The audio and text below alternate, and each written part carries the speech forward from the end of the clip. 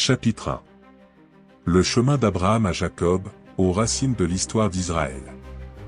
Pour comprendre les différences entre les concepts des Israélites et de Juifs, il est nécessaire de se tourner vers une histoire ancienne dont les racines remontent au patriarche Abraham.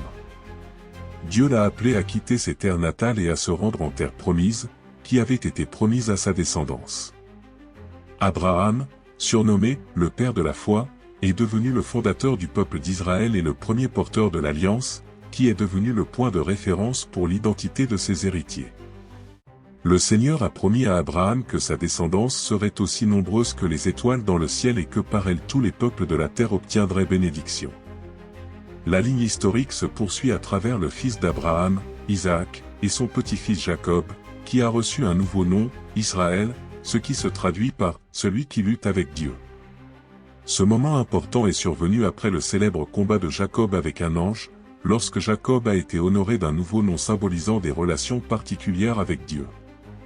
Jacob est devenu le père de 12 fils, à l'origine des 12 tribus d'Israël, et c'est de ces tribus que vient le nom Israélite. Ces tribus sont devenues le fondement du peuple ancien, et quiconque descendait de l'une d'elles était considéré comme israélite ou descendant d'Israël. Il est important de comprendre qu'à l'époque des patriarches, il n'y avait pas de séparation claire entre les termes « juifs » et « israélites ». Tous les descendants de Jacob Israël portaient le nom d'Israélite, et ce nom les liait à l'alliance divine. Ainsi, à cette étape de leur existence, les Israélites représentaient une communauté unie, engagée dans une relation d'alliance avec Dieu et vivant sur la terre promise. Cependant, au fur et à mesure que l'histoire se développait, des différences de plus en plus claires entre les peuples ont commencé à émerger, surtout après la création du royaume d'Israël.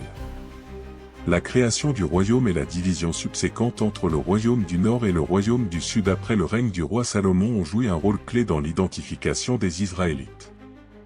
À cette époque, le peuple uni d'Israël s'est scindé en deux parties, ce qui a posé les bases de l'émergence du terme « juif », qui est devenu associé aux habitants du royaume du Sud, la Judée. Chapitre 2. La division des royaumes et la formation de l'identité juive.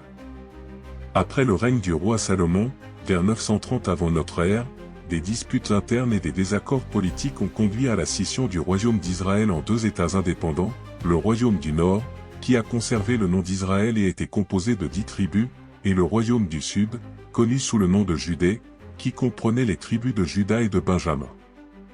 Cette scission historique a exercé une influence significative sur la formation des identités des deux royaumes et, en fin de compte, sur l'émergence des différences entre les concepts des Israélites et de Juifs.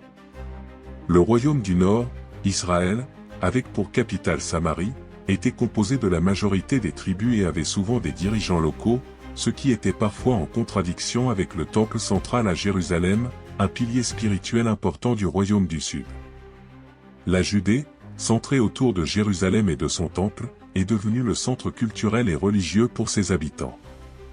Avec le temps, les Judéens, descendants de la tribu de Juda, sont devenus les principaux porteurs de l'héritage religieux et de l'Alliance, c'est pourquoi le terme « juif » a commencé à s'associer précisément aux habitants de la Judée, qui suivaient assidûment les traditions liées au temple et adhéraient aux enseignements de la Torah. Avec le temps, notamment après la chute du royaume du Nord sous la pression des Assyriens en 722 avant notre ère et la dispersion des tribus, le terme « juif » a commencé à désigner les habitants de la Judée. Contrairement aux Israélites du royaume du Nord, qui furent dispersés et assimilés parmi les différents peuples de l'Empire assyrien, les Judéens ont pu maintenir leur identité grâce à de solides traditions religieuses et à leur foi. Peu à peu, le mot « juif » est devenu synonyme de ceux qui sont restés fidèles à leurs valeurs religieuses et à leur alliance, même au-delà de leurs limites géographiques. Cette période marque le début de l'association des Juifs à une confession de foi particulière, centrée autour de Jérusalem et de son culte du Temple. En conséquence, cette notion de judaïsme a commencé à se transformer en quelque chose de plus qu'une simple identité liée à une tribu ou à une région, elle a commencé à inclure des obligations religieuses, des traditions culturelles uniques, et un désir persistant de respecter l'alliance avec Dieu, malgré les épreuves et les adversités. Ainsi, cette évolution est devenue une étape importante dans la formation d'une identité juive unique, imprégnant toute leur vie et leur culture. Chapitre 3. les tribus perdues d'Israël et l'auto-identification juive après la captivité babylonienne. L'effondrement du royaume du nord d'Israël a entraîné des changements radicaux tant dans les identités juives qu'israéliennes. Les 10 tribus d'Israël, habitant dans les terres du nord, ont été déplacées de force et assimilées parmi les peuples de l'Empire assyrien. Ces tribus, connues sous le nom de « tribus perdues d'Israël », se sont progressivement dissolues au sein des cultures voisines, perdant à jamais leurs racines historiques.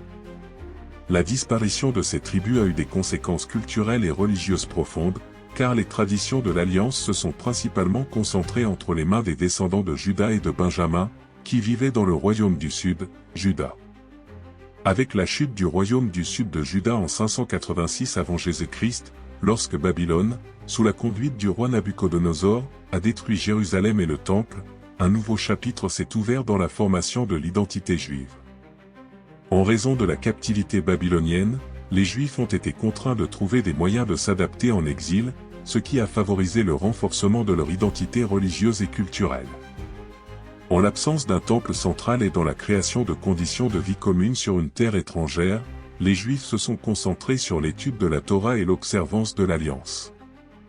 Ainsi est née une nouvelle forme d'identité juive, qui ne dépendait plus d'une terre spécifique, mais reposait sur la foi et les lois.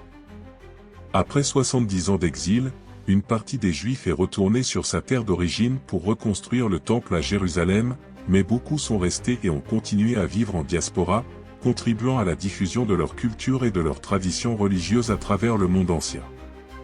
C'est ainsi que se développait l'identité juive, de plus en plus associée à l'observance de l'Alliance et des rites religieux, plutôt qu'à un territoire de Juda ou à une tribu spécifique. À cette époque, l'identité juive incluait tous ceux qui suivaient les enseignements et l'alliance de Moïse, indépendamment de leur appartenance aux tribus d'Israël. Cela a joué un rôle clé dans la formation de l'identité juive, lui permettant de transcender les épreuves du temps et de l'espace. Dans le monde moderne, les identités juives et israéliennes conservent un lien avec ses racines anciennes, tout en s'ouvrant à de nouvelles formes après la création de l'État d'Israël en 1948.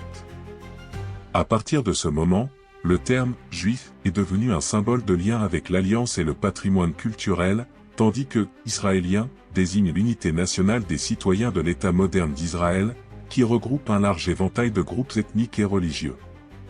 Ainsi, bien que tous les Juifs aient un lien historique avec le peuple ancien d'Israël, tous les Israéliens modernes ne sont pas juifs. Cette complexité des identités reflète l'histoire riche et l'alliance du peuple d'Israël, soulignant l'unicité et la diversité du patrimoine juif, qui se poursuit au-delà des schémas simples. Conclusion, la vérité sur les Juifs, les Israéliens et l'État d'Israël. L'étude de l'identité juive et israélienne permet de mieux comprendre les racines historiques et la diversité des perceptions contemporaines à leur sujet. Pendant des millénaires, le peuple juif a réussi à préserver ses traditions et ses codes culturels, malgré les déplacements forcés et les diasporas à travers le monde. Les Israéliens, quant à eux, forment une nouvelle nation, rassemblant des personnes aux opinions, cultures et niveaux de religiosité variés, chacun ressentant un lien avec sa patrie historique. La distinction entre les concepts de « juif » et « israélien » symbolise l'adaptation et la préservation de la culture ancienne dans des conditions modernes. Les Juifs, en tant que peuple du livre, conservent leurs connaissances et leur histoire millénaire, tandis que les Israéliens construisent un État-nation, tentant de mêler tradition et modernité de manière tactile. Les deux identités offrent une perspective unique sur le monde, où il est important non seulement de se souvenir de ses racines, mais aussi d'être capable d'avancer. L'histoire des « tribus perdues d'Israël » nous rappelle que le lien culturel et spirituel avec les ancêtres ne disparaît pas, même si les peuples sont séparés par le temps et l'espace. Peut-être que la véritable essence des identités juives et israéliennes et de l'État même d'Israël réside dans le fait que toutes ces personnes sont unies non seulement par leur histoire, mais aussi par leur recherche permanente de leur essence, ce qui leur confère unicité et pluralité. Cette quête définit la perception moderne de l'identité juive, soulignant sa complexité et sa pérennité.